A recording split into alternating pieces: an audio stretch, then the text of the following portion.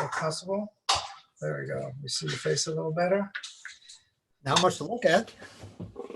Okay, everybody. I want to welcome you all. Thank you all for joining us. My name is Rabbi Yosef Levin. I'm the director of Chabad of Greater South Bay in Palo Alto, California. And I'd like to welcome our special guest today, Rabbi Reuven Nathanson. Rabbi Nathanson is director of Kosher for the OU on the West Coast. And some people call him the king of kashrus, someone that we call all the time with questions about kashrut. So I'm going to be talking to the rabbi quite a bit, but I want to get started first because the first thing we want to do is want to marinate the meat. So I'm going to start by marinating the meat. I'll start by making the marinade. Now, in the ingredients, I did give some measurements, but those measurements are approximate. I don't like to measure. I just pour. So it's about a cup of wine approximately.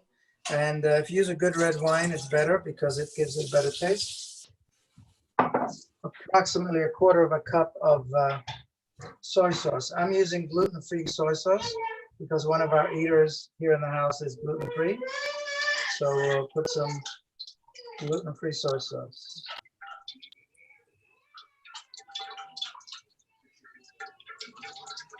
Okay, now I'm going to add some brown sugar. And what I like to do is 2 heaping tablespoons of brown sugar.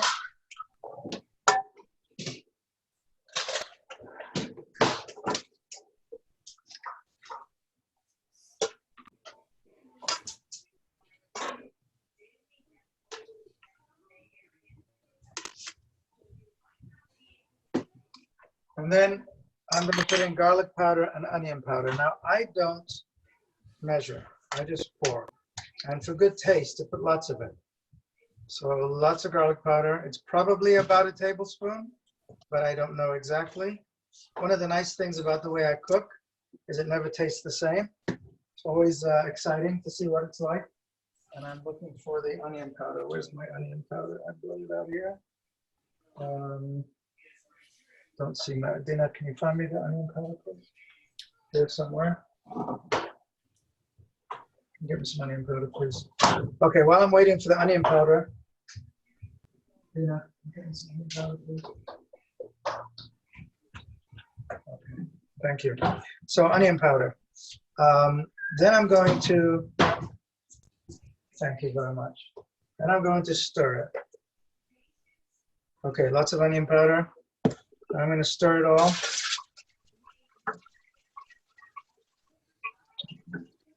And now I'm going to cut up the meat. Now I like to use, usually I would use what's called pepper steak, which is pre-cut. Couldn't get hold of it. Now we get whatever we can. This is about 1.5 pounds of meat. These are minute steaks. I'm not happy about the fat content. It's a little higher than I would like, but it's what I have. So now, if there are any gourmet cooks out there, you might get very upset with the way I cut up the meat because I'm not sure that this is the right way to cut meat. But as I've said many times, I'm not a gourmet chef. I do the best I can. And the point is that everybody can do this. So I'm going to cut the meat the best I can, just like this. And Rabbi, please be patient. I'll get right to you. Just want to make sure that this gets into the marinade. And cut this length.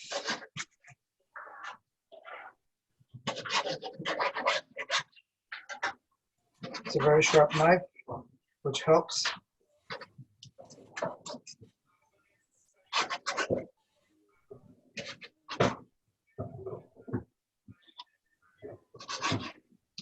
Can't imagine what it would be like if it wasn't a very sharp knife. Okay. One more piece here.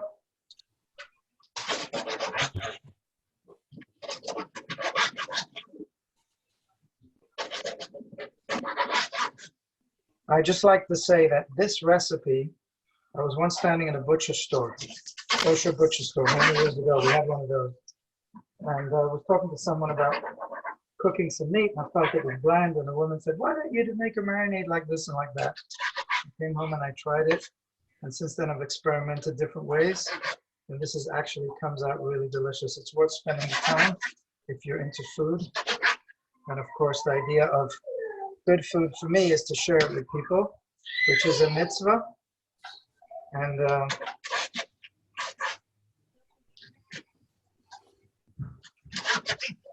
so we've got slices here, pieces of meat. And now just this a little smaller. Okay, I'm gonna take all this meat and stick it in a marinade. That needs about something like half an hour to marinate. And that's done. So the first step is done. Now we can relax a little bit and get moving with the other stuff. Okay, first of all, before I start asking the rabbi some questions, I want to tell you that I'd like to encourage everyone to give some tzedakah. There is a virtual tzedakah box link in the chat room, or you can put some tzedakah in the tzedakah box, which I just did before. And also, if you'd like to receive the full recipe for this, you can private message Shira or email to office@chabadgsb.com. We'll send you the whole recipe. This is now, I'm going to set this now on the side and let it marinate. Rabbi, can you give me an idea of a day in the life of a mashgiach? Mashgiach means someone who supervised kashrut. Tell me, let's start out with that. Tell me a day in the life of a mashgiach, and while you're doing that, I'm going to cut up the onion. A day of a normal mashgiach, or what does my day look like? Tell me what your day looks like. Okay, so there's always plan A, and then email shows up. And then we revert to plan B, C, and D. Okay, so what's plan A? So plan A, normal day. So we have a list of plants that I expect to go to do, either regular inspections. I also do initial inspections, which is when a company applies for certification. I help do that setup. And I'm also involved in our peer review team. So we'll also go around and take a look at what other mashgichim are doing. And if there are some things the OU has some questions about from other agencies, we do reviews along with them, which is a pretty common, it's a common thing. There's lots of back and forth between all of the reputable agencies. So you are actually doing supervision, and you're also supervising others and reviewing what others are doing, right? Correct. Okay. Now, before I go on, I just want to show that I'm not dicing the onion. I like to have bigger pieces of vegetables in this dish. So I'm not dicing it. I'm going to cut it in somewhat large strips, like this. Then I'm going to cut it in half. So it's bigger strips than usual you would think of in terms of dicing onions. So I'm going to turn the fire on, put some oil in the pan, let it warm up, and then I'm going to put the onions in the pan. Rabbi, how did you get into, I'd like to hear a little bit about how you got into kashrut, into supervision. Tell me a little bit about where you're from and your background and how you got into kosher supervision. Okay, so I'm from Cleveland, Ohio, if you go back far enough. Grew up, what my parents said was normal, but had thoughts about entering the Reform rabbinate. That didn't really work out. That didn't work out because, do you want to share with us? Oh, well, I was an undergraduate at the University of Cincinnati, and Hebrew Union College was actually across the street from the university. And I had some questions as to, how things operate within Reform, not looking to change my habits, lifestyle, or anything. And wound up having a number of, pretty serious discussions with rabbinical students at HUC and at the local Hill House, which was also a few steps away. And the short answer was the plan didn't seem to work for me. So I took a peek at conservative, and I guess I had inherited some of my father's bias. He was raised Orthodox, but his father's store was open on Shabbos, and he didn't, or conservative didn't work for him either. He said either you're in or you're out, and that's how we wound up at Reform. So I wasn't real happy with it on a philosophical basis. It's there's too much of pick what you want, and this is okay, this is not okay. And I stumbled into orthodoxy. Started with modern Orthodox, kind of liked it. Thought some stuff was missing, and wrote moved along the line. And when someone said, "Gee, you should meet up with Chabad," my first reaction was, "What's a Chabad?" And so, the Hasidim said, "No, no, no, no, no, no, no." I read about Hasidim in the Cleveland Jewish News. They're the guys that throw stones at you if you do something wrong. I'm not interested. I said, no, it's nothing like that, whatever. And convinced me, to go spend the Shabbos in the Jewish neighborhood. And I so went with my friend because I wasn't going unescorted. And, I liked it. I liked what the rabbi had to say for himself. I liked the answers to the questions I had. And I guess the rest is history. Where was this? Was this also in Cleveland when you connected? This was in Cincinnati. Cincinnati. Wow. All right, let me just show how I'm going to cut up. The next thing that's going to go into the pan is the mushrooms and the red pepper. They need more time than some of the other vegetables. So again, I'm cutting them up pretty big. I'm not making tiny pieces. So because I like to have them so that you can actually feel them and taste them. So Rabbi, you came to Chabad, and then did you go to Yeshiva at Chabad, or where did it go from there? Yes, so that was the first incarnation of Chabad Yeshiva in Cincinnati. Mm-hmm. I was there a couple of years, and I finished my undergraduate degree. Stayed another year to learn in Cincinnati. With Yeshiva had closed. The Rosh Yeshiva was still there. I actually spent a year learning with him. Then I was accepted to graduate school, and I wanted to squeeze one more year in. But I had previously written to them about, what the things ought to be. And so officially I was supposed to start graduate school, and I wanted to, want another year in yeshiva. So I wrote back again, and the Rebbe's answer was to ask the question to a Rav.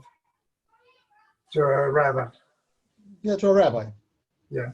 And so I went to the head of the local rabbinical court, and he said, "I have no idea what the question is. You need to speak to somebody else." Okay. And the question was about whether you should continue your studies. Right, because when I wrote to the Levin Rebbe, his answer was you should ask your question to a rabbinical authority as to what to do.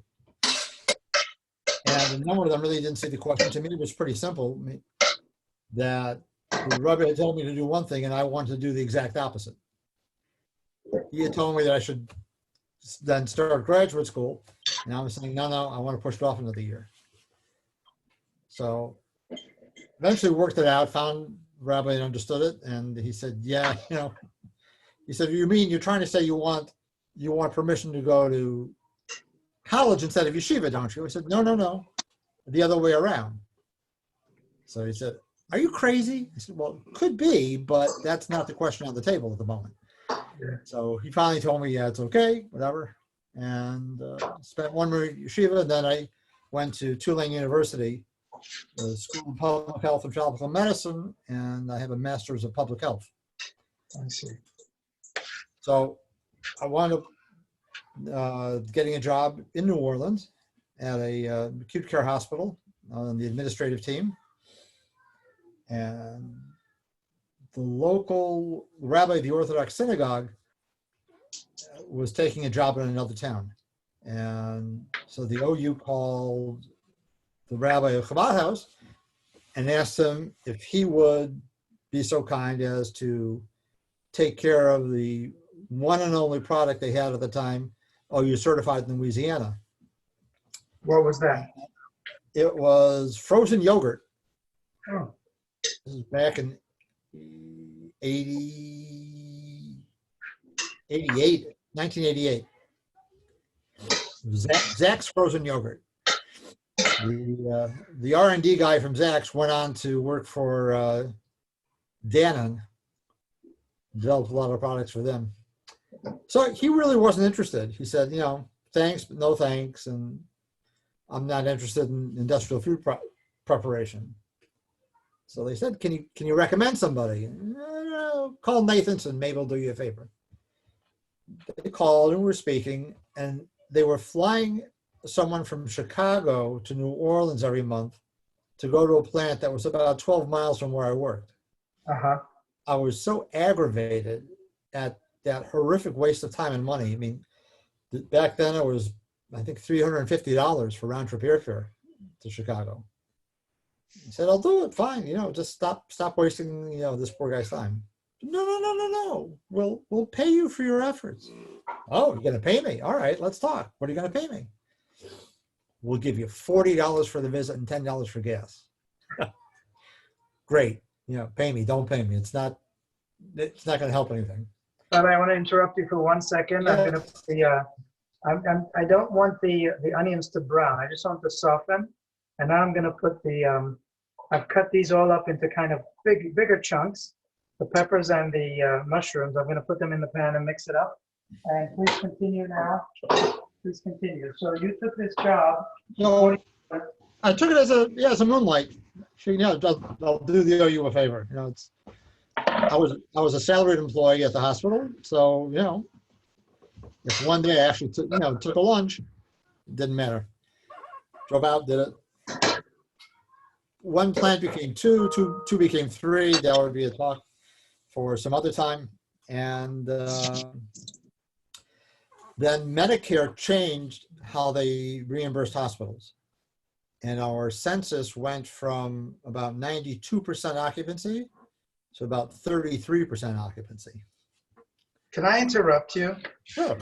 You're the mashgiach here. You're the head mashgiach. How does one check this for bugs? Never mind. Don't answer. I'll show you what I do.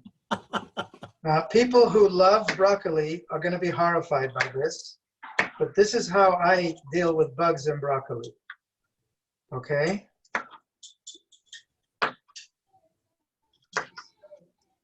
I basically destroy it.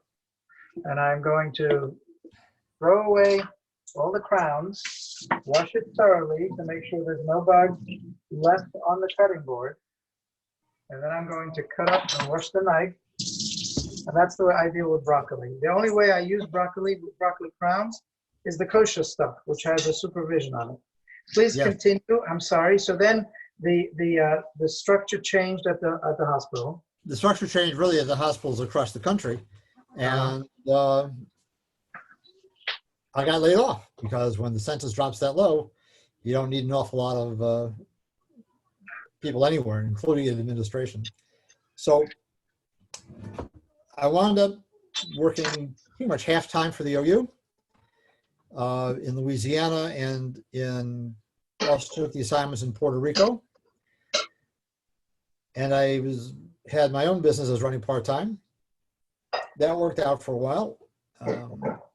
Someone in the family later, got sick, and the doctor had said that we needed to change climate where we were living.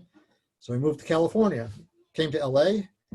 I took a job in a hospital in Los Angeles, worked there until it got sold, and then what happened to it? They sold it. New owners didn't do much with it, and it became a hotel. So the OU contacted me because one of the local people was leaving, and they asked me, would I come back to work for them? So I agreed, and like a year and a half later, the director moved on to something else, and they offered me the job as West Coast director, and here we are. Wasn't this great, but I understand. How long ago was that when you took the post as director of West Coast for Chabad? For OU? 93? 93. So it's been quite a long run. All right, let me put the broccoli in. Now, I'm going to grab something here on the side. the flame is approximately, it's kind of low medium flame. And I'll let that cook for a while. Now, the next thing that are going to go in is the carrots. I'm going to peel the carrots, and I'm going to put the carrots in. And then after that, I will put in the zucchini. And the reason I do it in this order is because I figured out that things cook at different speeds. And if you want to have it all pretty much the same, this is the best order to put it in. I'm also going to do the rice in a couple of minutes. Rabbi, please tell me a little bit about OU. Now, in general, in the shtetl, in the old days, when someone wanted to do kosher, then they would speak to the rabbi, and the rabbi would come by and make sure everything was kosher. OU has brought it to a whole different level. Can you talk a little bit about the kosher supervision that OU provides and how it's different from the old shtetl's supervision?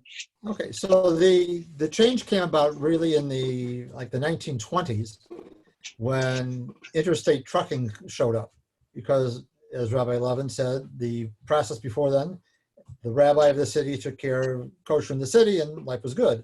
Now you started shipping products back and forth, and how do you deal with that? So a group of rabbis got together in New York and they said, let's make a deal. You know the various standards in kosher. Why don't we take what's here, this is the requirement, raise the bar a little bit, and all agree to that. And then we'll put this symbol, that symbol, Orthodox Union, on our letterhead for any product that meets that standard. So at least when things get shipped, we'll have a way of dealing with it. We know what the standards are. And it grew from there. OU was the largest kosher mark in the world. It's on more products than everybody else combined. I understand that there are a lot of companies that are non-Jewish companies or companies that want to have the kosher symbol. What is it about this OU kosher symbol or the other kosher symbols that makes these companies really, why are they so, are there that many kosher consumers that it really makes a difference to their bottom line? So there are a lot. It's not just the kosher consumers that are looking for kosher products. You have the Seventh-day Adventists, people with various allergies, find that kosher supervision works for them in most cases. And like one of the weirdest clients we got at the time was muscle milk. Like, why would muscle milk? I mean, who cares, right? What is muscle milk? I'm sorry. What is muscle milk? It's a retail, very high protein milk. And so, okay, listen, you want to be certified? Doesn't bother us. It's just not who we figured. And set it up. They're actually in the Bay Area. And I went back like 2 years later for a review with the local rabbi. And I said, everything's fine, but the symbol's missing from the retail product. Yeah. And they said, yeah, we frankly don't care about kosher at all. So why would they do it? Okay, so I mean, we appreciate you cashing your check every year, so why are you doing this? They said, it turns out that our product is made at various locations across the country. Since we weren't kosher, we were getting dinged with kosherization fees by the plants that were bottling our product because we're the guys that kept throwing them out of kosher and they couldn't run. So we realized that it was much cheaper to have our product certified kosher and not pay the fees every time we had a production than to do otherwise. I said, okay, if you've gone this far, why don't you just claim it on the bottle? And, they eventually did. They actually put the OUD on the bottle, and I don't know, seems to work. There's Crystal Baumler Foods. They make Crystal hot sauce and a few other products. They were approached by someone for their soy sauce, and the guy says, I can sell you better anchovies than the ones you're buying for a cheaper price. So how many pallets are you going to buy? Because we know what you're using. And the plant told him, and this was according to the sales guy who I met him on the plane, and they said, show us your kosher certificate. He says, okay, here. I gave it to him. Run it past the OU, see if it's acceptable. It wasn't. And they told the guy, no, we'll never do it. He said, why not? You'll save so much money. They said, look, when we went kosher, our sales went up. We expected it. We saw the spike and figured, okay, the spike, great. We're happy. We're glad we did it. It never went down. It went up and it stayed there. We will never do anything at this company to jeopardize our kosher status because of that. And this is the guy who's trying to sell them the anchovies that was telling me the story. All right, allow me a second. I'm going to do the rice now. I'm making 2 cups of rice. Now, I've learned that when you use a rice maker, 2 cups of rice is actually a cup and a half of rice. I'm going to put in the cup and a half of rice. I'm going to rinse the rice. I used to use, in the olden days, I used to use Uncle Ben's rice. Doesn't have to be rinsed. Takes 10 minutes to cook. But I prefer to use actually long grain basmati rice. So I rinse it a couple of times, get all the starch out of it.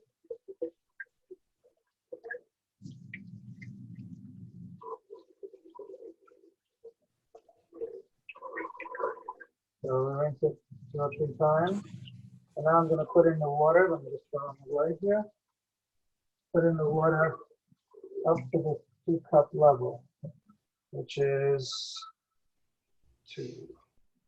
Looks like that's about right. 2-cup level, yes. I'm going to put it in the rice maker. Close the lid, switch on the power, and put on white rice. You can use white rice, you can use brown rice. You can cook it in a rice cooker. You can cook it however you want. Doesn't matter. You can cook the rice. You don't even have to have rice. I like to serve this with rice. And now I'm going to cut up the zucchini and put them in a couple of minutes. Those go in last because they cook very quickly. Rabbi, can you talk a little bit about some of the different types of kosher supervision? Things I can think of are a bakery, a restaurant, a major production plant. Can you talk about the different types of supervision? What is required for each of them, and how you go about providing for that? Okay, so bakeries are actually very complicated. The normal bakeries gets in ingredients from just all over the world, and each ingredient needs an appropriate kosher supervision. And what you order and what you get is sometimes different. So it takes, a fair amount of checking, fair amount of, diligence to be on top of what's happening in those locations. And we try to set up our visits, which are all unannounced, based on what's happening in the plant. So there are some places like, meat factory, some fish factories, wineries for sure, have to have the mashgiach, the rabbi, present at all times.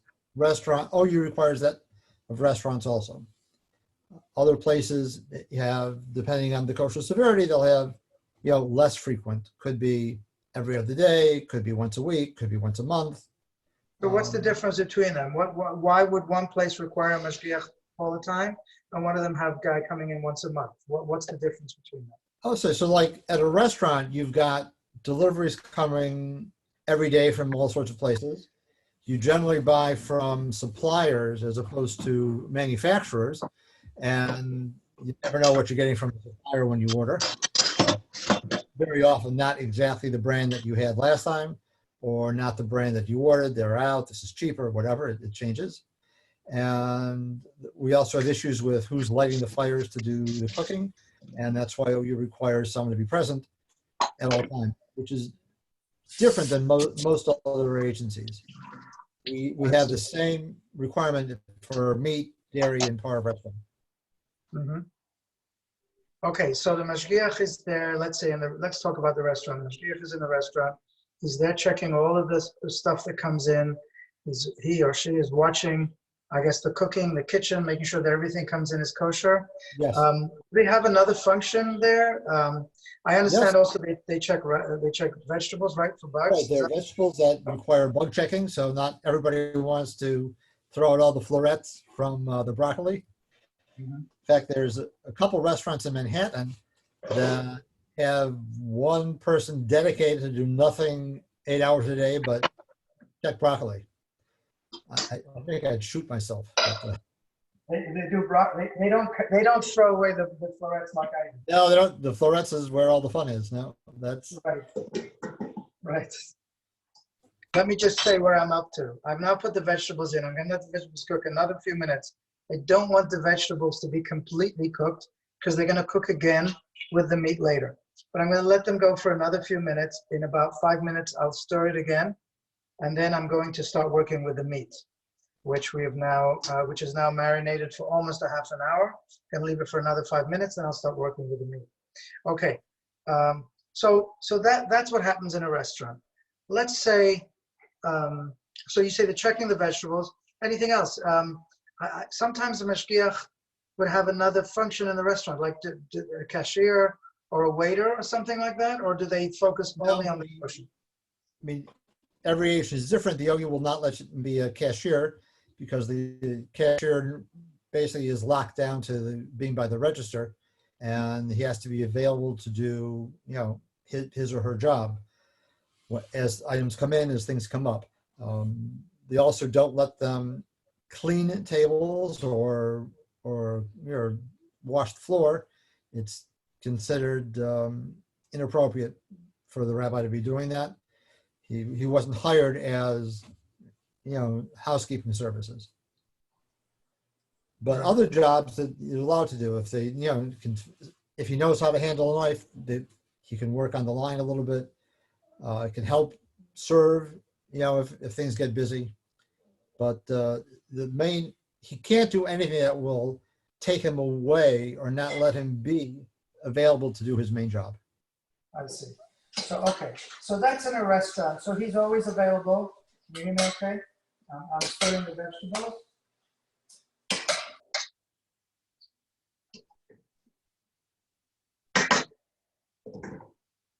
We're going to give that a few more minutes. So he's always available to check for the kosher and everything. Now, okay, that's a restaurant. Let's talk about a bakery. So a bakery, you said is very, very complicated. In a bakery also, what is the role of the mashgiach? Do they have to check? Do they have? How does it work? Do the bakery have a list of ingredients, or the restaurant have a list of ingredients that they use and certain approved lists? Or how do you regulate that? And what happens if the mashgiach has a question and doesn't know, if this thing is okay or not? So the restaurant mashgiach have guidelines, and so what's permitted. It's hard to run lists at the restaurants because things change so often. You spend more time doing paperwork and not focusing as to what's coming in the door. So we generally don't do it with them. But anything else we would consider a factory, such as a bakery, they have written lists of what's approved.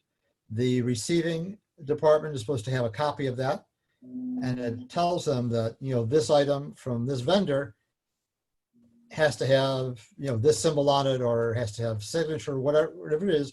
It's all spelled out in writing. Approvals are also done in writing. So when a company wants to use something new or have a different manufacturer, they apply in writing. They get a written response back, so there's no confusion as to, oh, but you said yes. I didn't say yes. I said no. We just don't play that game. How much is there? A lot of, how can I put this? Is there a lot of businesses that don't cooperate and you feel like you have to fight with them, or is there generally cooperation from the businesses? How does that work? This is, by the way, the marinated meat that we're going to strain in a few minutes. Okay, so compliance is rarely a problem. The part of the OU's philosophy is that we don't do cold sales. We don't knock on the door and say, hey, you want to be kosher? We can do this. We wait for an application. That's not to say that we don't go to food shows and be available, But to go out and just start searching, for clients in the cold, we don't do that because we've seen elsewhere that the compliance is very difficult. So when you have clients that they've applied for kosher, they want to be kosher, they have their own reason, compliance works out much, much better. It's it's like another certification they have because of what their clients' needs are. Very good. Now just give me a moment, please. I'm going to strain the meat, but I want to keep this marinated because I'm actually going to cook the marinade and use it to thicken the whole mixture. So I'm going to strain this right into this pot. So carefully, so it goes, all of the marinade will go into the pot.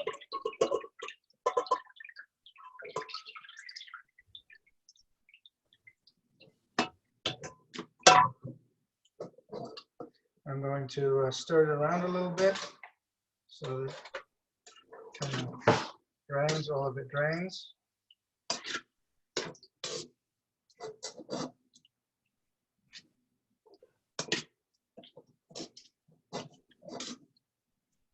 And now I'm going to put the meat back into the bowl where it was and let it sit for a little bit. Now, the marinade itself, what I want to do with the marinade is I want it to cook it and let it actually reduce a little bit. Let some of it cook out. So I'm going to put this on the fire. Can you see this fire? Okay, and put it on very low and let it cook on really low so that it's going to cook a little bit. The vegetables I'm going to stir again.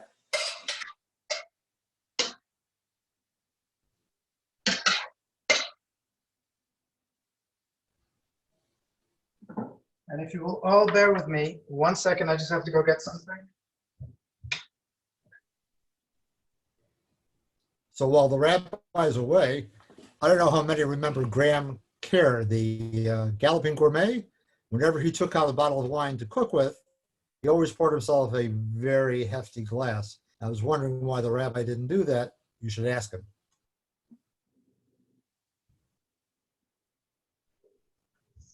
The other one should look I think he doesn't want to. Ask a question. What's the question? We forgot to go on Facebook Live. What was the question? Yeah. Oh, Rabbi. So Yes.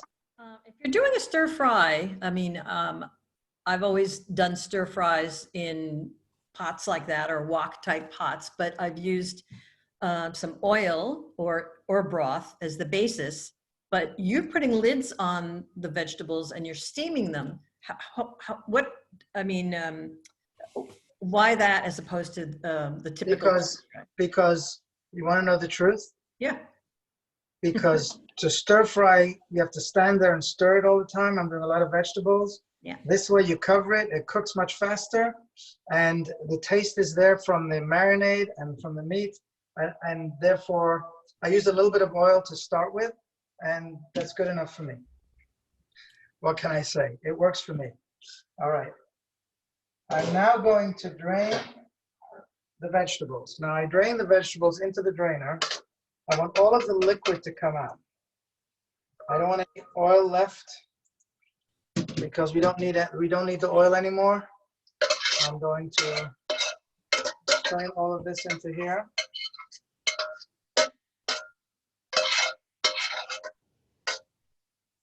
Okay. And now what I'm going to do is I'm going to brown the meat. I'm going to let this strain here. Let's just sit in the sink. And then I'm going to brown the meat. I'm going to turn the heat up on the pan a little bit. The idea is to brown it on the outside, not to cook it through, but to let it brown, because browning the meat keeps it more moist as it cooks. So I'm going to kind of do this. This is more like kind of a little bit more labor intensive.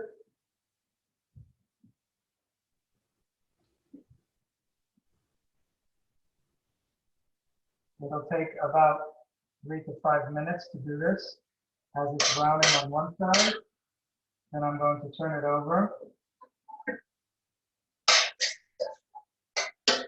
Sometimes when I was younger, I used to just wait and then turn it over with a fork.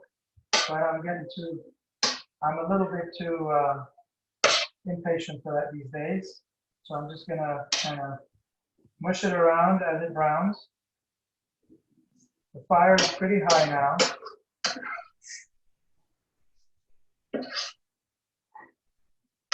While I'm doing this, I'm gonna bring the marinade to a boil. It was too low, the fire, so I'm gonna bring it to a boil, and then I'm gonna turn it down again and let it simmer.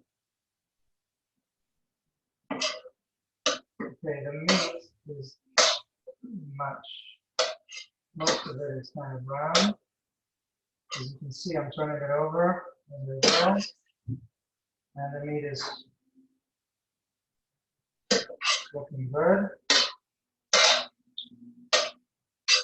Now I'm going to turn the fire down to a kind of low medium simmer, and I'm going to put the vegetables back in.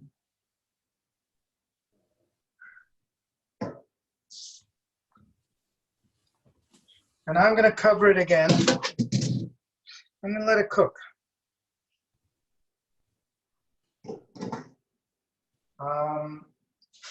Let's just get this marinade boiling. Okay, Rabbi. Sure. So let's talk about meat, kosher meat. Okay. Kosher meat has got to be a much more labor-intensive than just than the typical bakery or restaurant. Am I right about that? Absolutely. It takes, more people, and it's one of the items that requires constant supervision. A lot of the meat places now will actually buy better grade cows because the return on kosher is not kosher is much higher for them. So you have the striker, the ritual slaughterer, specially trained person, and he slits the animal's throat and then moves down the line, and the blood is drained out. The animal gets skinned, meat cut up. There's a soaking and salting procedure, which when my friends were in rabbinical school, they were knocking their heads on how the details of how the salting process works. One guy says, "Oh, forget it. Pick up a box of Morton salt, and it tells you on the side everything you need to know."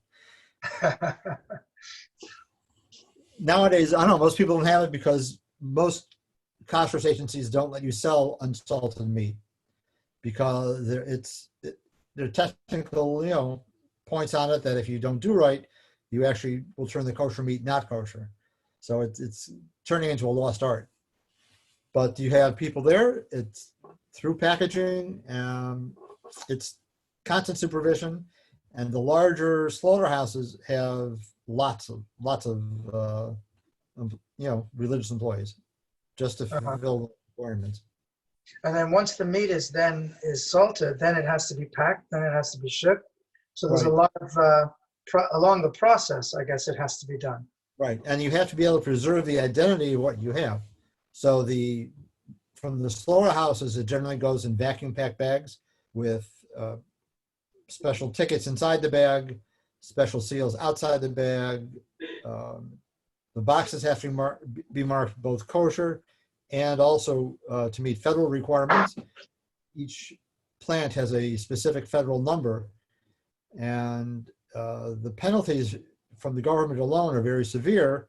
If you put something in a box that has, plant number 1 on it and you pack it at plant number 2, even if it's the same property in a different building, if it's a different number, that's a federal offense, and they don't take lightly to that.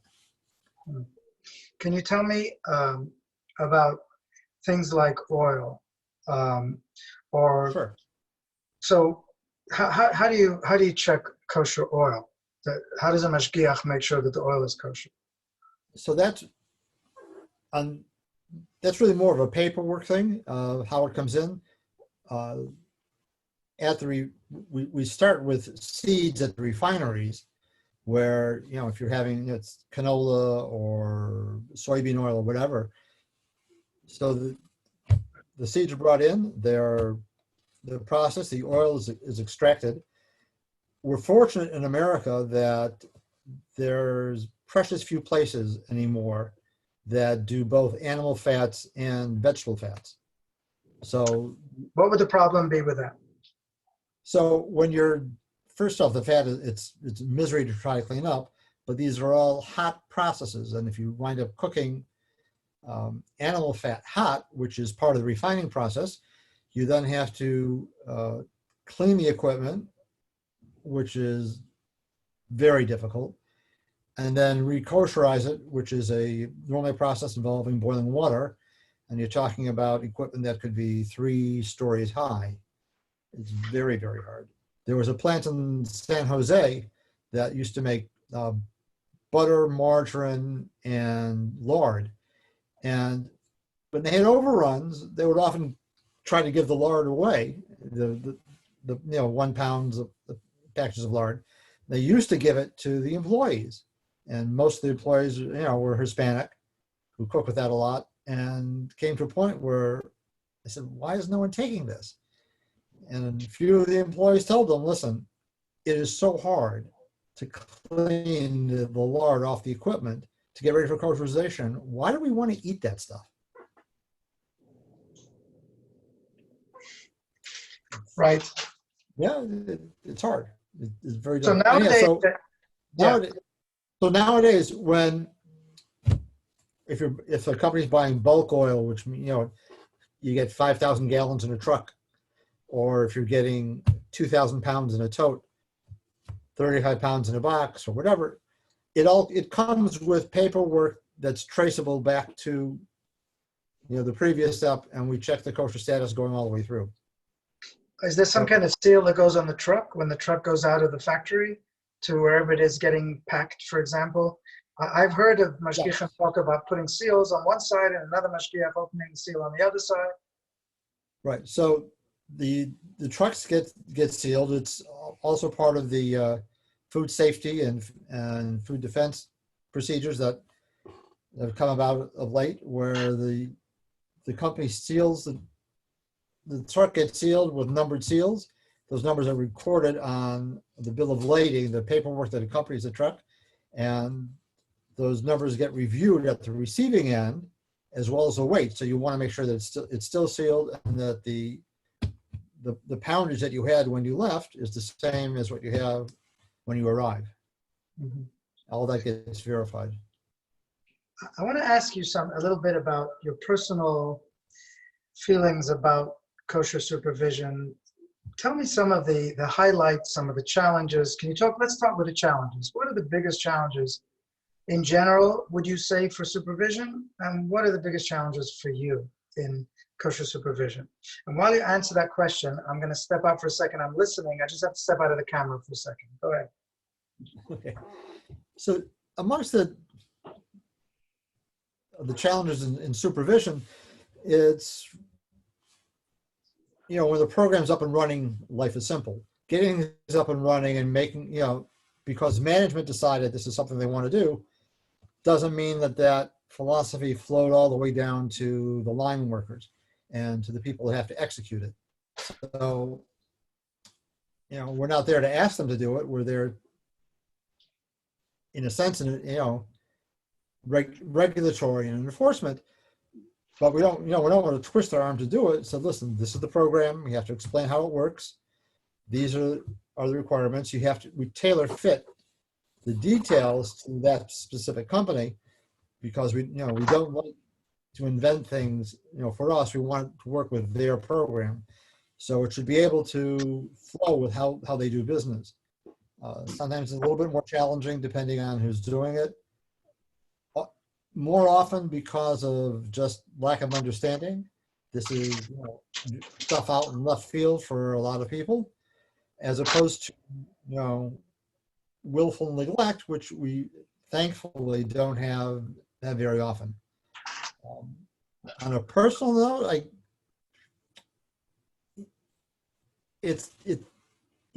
I like the job. It's challenging. It's I've gone to places that I never dreamed I'd ever go. The flip side is You know, it's travel is travel. It takes a bit of a toll. I told someone last week, I'm only 35. This is just what it's done to me. Right. And it's difficult being away from family. I don't have as long runs as some others do. I travel frequently. I mean, let's not talk about these last 3 months, but before that, my job would have me flying every week, sometimes for international locations. A couple times a year, I could be away for 2 weeks. It's rough. I mean, we don't spend our time sitting in the hotel lobby having drinks with everybody else. There's enough work to keep you busy, but it can be a little bit lonely.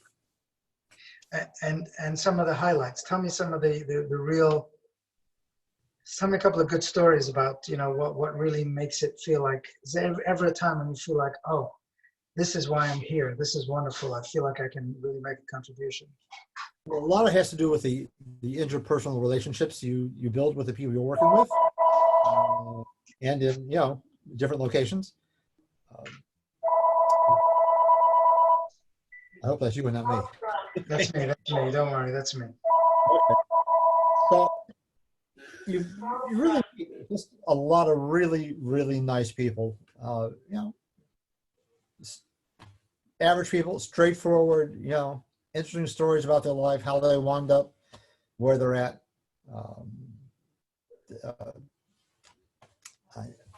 We're pressed for time. I don't want to drone on. I have a little more time. I'm enjoying what you're saying. Yeah. I'm sure the other people are too. So there are times when we wind up getting into things like pastoral counseling. We try not to. It's not our job, but you wind up making connections with people, and it works on a personal level.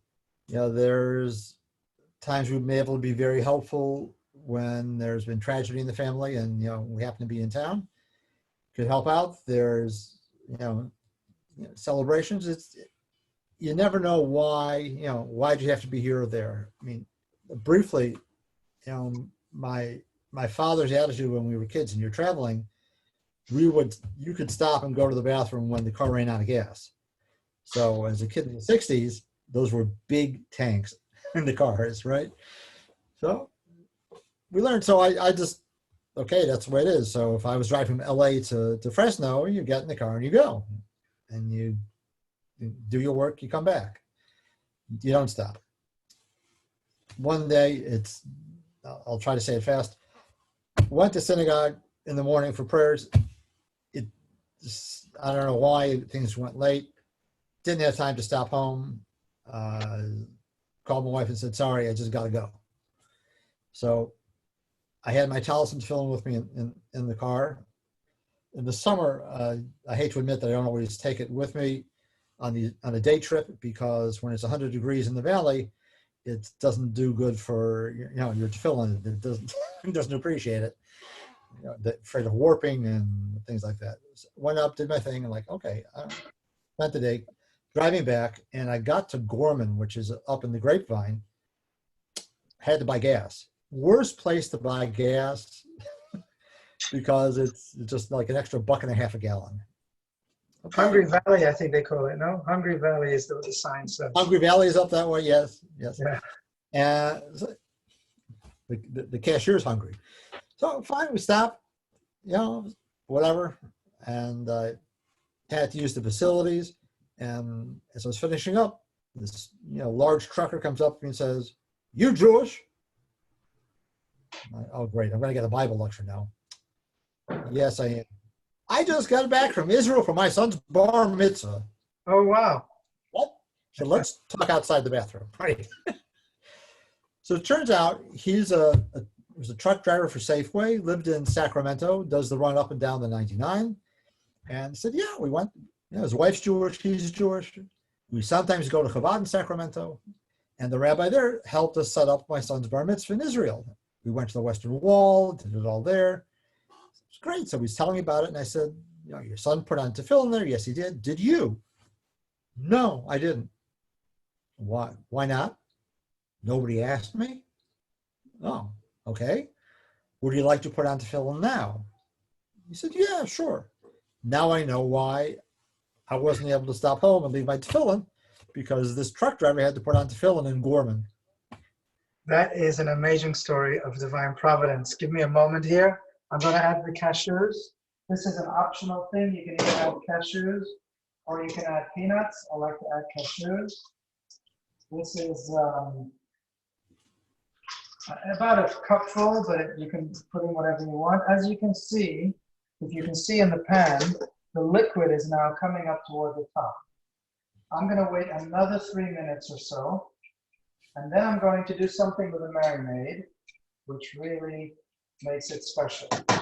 So let that sit for a little bit. Okay, we're going to now, as I'm doing this, I'm going to ask if anybody would like to ask any questions about the recipe or about the food. And Rabbi, if you don't mind, let me do that for a few minutes, and then I have just a kind of a follow-up question for you. Yeah, there are a few questions up here. One, I had a question about what the salting of the meat is for, number one. Someone has a question about access to kosher chicken and meat now because of all this COVID and what we're hearing about meat not being available. And I also have a question about, earlier you said something about whoever turns on the fire. What is that about? Okay, Rabbi, before you answer those questions, I just want to show here what I'm going to do with the marinade. I have 2 tablespoons of cornstarch, and I've made the mistake of using baking soda, and that messes everything up. Gotta make sure you're using the right thing. I'm going to mix that with about a half a cup of water. I didn't measure it. And then I'm going to mix that into the marinade. I've taken the marinade off the fire, and I'm mixing that, and it makes a thick mixture. And then I'm going to add this whole thing. I'm going to turn off the fire.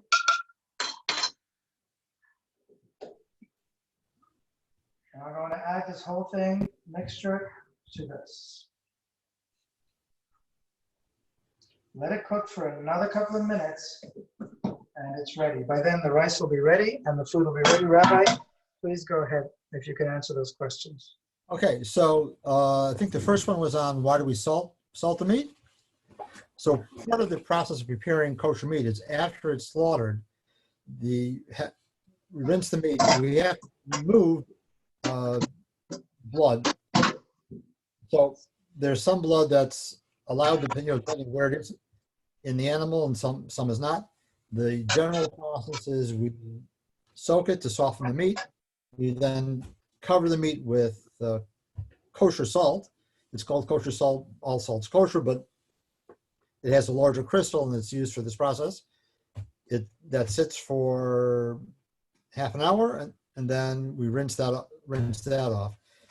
The salt helps draw the blood out of the meat itself. Fires, there's a requirement that certain foods, in order to be kosher, have to be cooked by a Jewish person. It has to do with trying to keep away from intermarriage, and it's one of the things that the rabbis came up with, is that certain foods just have to be prepared by a Jew, or he has to participate in the cooking process. So at a restaurant, especially in California, where you're not allowed to have pilot lights, it gets very tricky. There was another question, and I already forgot what that is. Linda, what was that question again, please? About the availability of kosher chicken and meat now. Is there a problem? Well, everyone's talking about a problem. Not really seeing at least down here. Some of the grocery stores had less, but when we talk to the kosher stores, they seem to have. I don't know. I don't know if it really warrants the runs that people want to make on buying tons of stuff now. Some of the slaughterhouses back east did have a problem with COVID, and the the workers being sick or not wanting to come in. I don't know. It'll maybe a problem a little bit later because I think the virus is now going through South America, and there's a lot of meat coming out of there, and they had some problems. Can you tell me, is there a shortage of mashgichim now in terms of being able to go into the plants? And I guess the food plants are considered essential. Is there any problem with that? No, food plants are essential. Some plants don't want any visitors in, so those inspections are temporarily being done with video cameras. An employee will walk around and the rabbi tells him what he wants to see. But we're finding, once you get away from the Northeast corridor, more places are available than not available. Okay, if you can hear that, that's the rice is ready. Any other questions? Yeah, there were a few others on here. One was that, let's see. Well, Cherie said that she wants to know how much of the market is OU. She said she was surprised to find out that there was over 1,000 places in China. Are most places that make OU up and running? That's Yes. number one. Very few places are shuttered. Those that are more smaller businesses where they don't have the clientele at the moment. And then Heather wants to know what happens to non-kosher portions of a motherly slaughtered cow. Of a kosherly slaughtered cow. What? Okay, so when Of a kosherly if you slaughtered a cow, what happens to the non-kosher portions? Oh, yeah. Okay, so I mean, the hindquarters, for example. right, so the hindquarter is actually kosher. I mean, the cow is kosher or not kosher. In the States, we don't use the hindquarter because by the time you're done pulling out all the veins and the sinews that you're not allowed to have, Right. the meat looks awful. So Susie Homemaker doesn't want to buy it. They don't do that. In Europe and Israel, they use the whole animal. So here it goes to non-kosher stores like Ralph's and Safeway winds up with a lot of it, I think. Thank you. Okay, I'm going to in a moment take some of the food and show it. Before I do, I wanted to ask you, people from all over the world call you with questions about kosher. Can you tell me how many times your phone rings and some of the questions you're getting? It's a daily occurrence. I mean, Passover is crazy.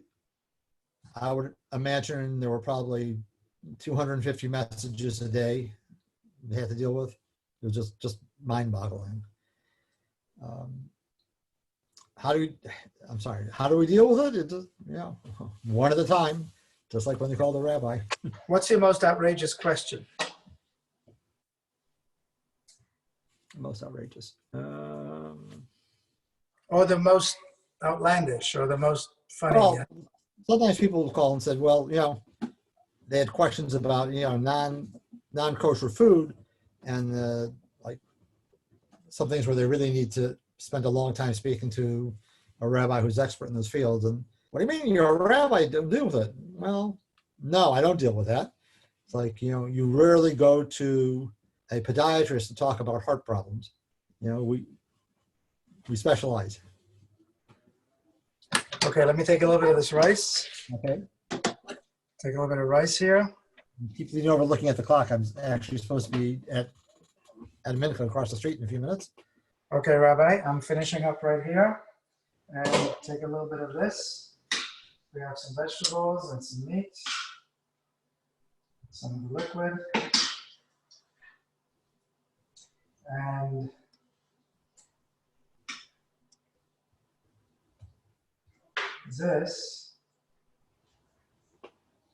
this is what it looks like. Some vegetables, some meat, some rice. And we have had a lesson in kosher, which I actually found fascinating. And Rabbi, I want to thank you very, very much for joining us. I really appreciate it. Thank you all for joining us. Thank you, And, Rabbi. I have a special for next week before Shavuos. Yeah. We're doing a special. We're going to be on the other side of the kitchen, which is the dairy side of the kitchen, and we're going to be doing some amazing cheesecakes for Shavuos next Tuesday. And if you'd like to join any of the other Zoom programs we're having, please check out our Facebook page or send an email to office@chabadgsb.com, and you can find out about classes we're having and all kinds of other programming we're having. And I want to thank you all for joining us. Rabbi, it's been a pleasure. I really appreciate you. it. Thank you. Everybody. Thank you all. Thank you. Oh, great. Just leave the meeting. Thank you.